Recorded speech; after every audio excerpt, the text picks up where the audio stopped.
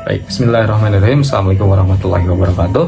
Perkenalkan, nama saya Muhammad Al-Fahika dengan NIM 22010092 dari Prodi BK Angkatan 2022 kelas A2.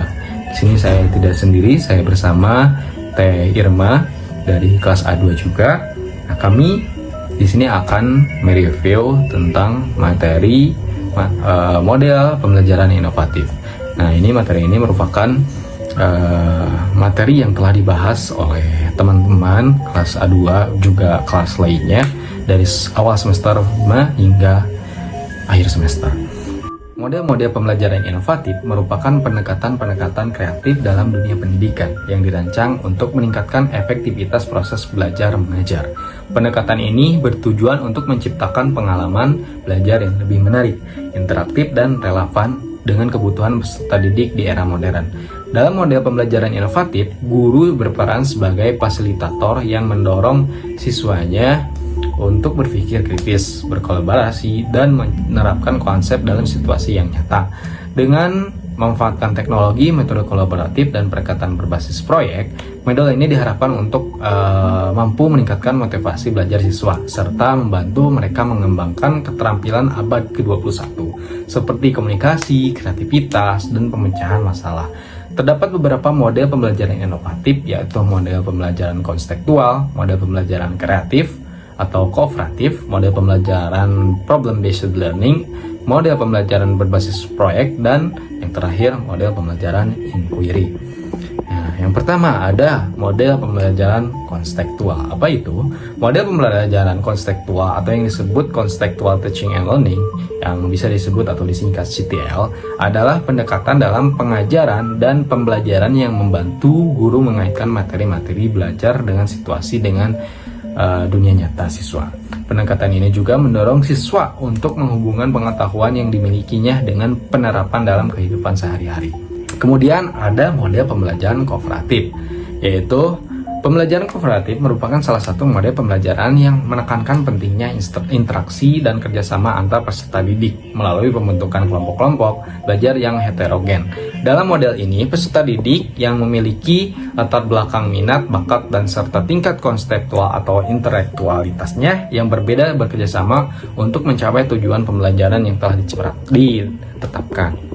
Yang kemudian ada jenis-jenis model pembelajaran kooperatif. Dalam pelaksanaannya, pembelajaran kooperatif cenderung membagi kelas ke dalam kelompok-kelompok. Nah, ada 3 jenis, yaitu ada kelompok dasar kooperatif atau cooperative based group.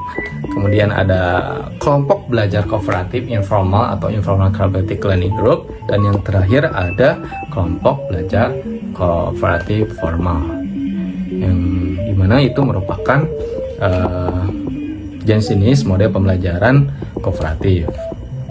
Kemudian ada unsur model pembelajaran kooperatif. Nah, menurut Roger and David Johnson dalam Anita Lai 1999 menjelaskan bahwa tidak semua bentuk kerja kelompok dapat dikategorikan sebagai pembelajaran kooperatif agar pembelajaran kooperatif menghasilkan manfaat optimal. Nah, terdapat 5 elemen kunci yang diterapkan, yaitu keskillan atau ketergantungan positif, yang kedua ada tanggung jawab individu, yang ketiga ada tatap muka, yang keempat ada komunikasi antara anggota, dan yang terakhir ada evaluasi proses kelompok. Mungkin cukup sekian dari pemaparan saya lanjutkan atau pindah alihkan kepada rekan saya, yaitu Teh Irma.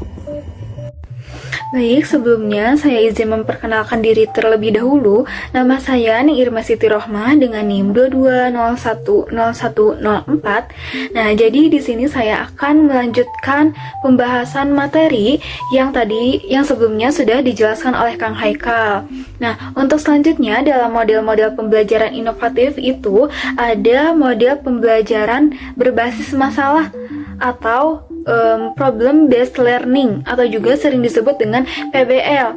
Nah, dalam PBL ini tuh metode pembelajarannya itu sering mendorong siswa untuk memahami materi, berpikir kritis, dan mandiri Jadi siswa itu nanti akan bekerja dalam kelompok untuk menyelesaikan masalah yang nyata. Kemudian mereka tuh nanti akan belajar berpikir secara kreatif dan bekerja sama serta mencari solusi dalam permasalahannya.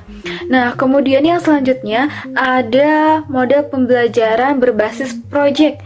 Nah, dalam model pembelajaran berbasis project ini tuh siswa nanti akan menyelesaikan proyek untuk memahami materi pembelajarannya.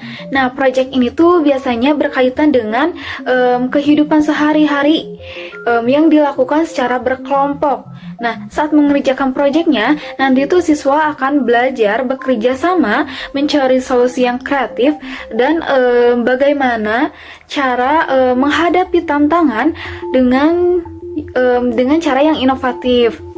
Nah, contohnya tuh dalam layanan bimbingan kelompok, konselor itu bisa meminta siswa untuk membuat proyek bersama. Contohnya tuh bisa membuat poster atau video tentang pentingnya memilih teman yang baik.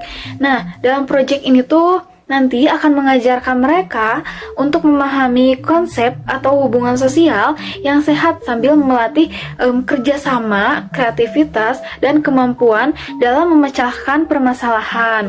Nah, dan yang terakhir itu ada model pembelajaran inquiry. Nah, model pembelajaran inquiry ini tuh yaitu cara belajar untuk mendorong siswa untuk mencari dan menemukan solusi dari permasalahannya secara mandiri. Nah, dalam metode ini tuh siswa nanti akan dilatih untuk menyelidiki berbagai hal secara terstruktur dan kritis. Mungkin sekian pembahasan dari saya. Saya kembalikan lagi kepada Kang Haikal. Terima kasih. Baik, mungkin pemaparan materi atau review materi tentang model-model pembelajaran inovatif cukup di sini. Saya ucapkan terima kasih banyak. Wassalamualaikum warahmatullahi wabarakatuh.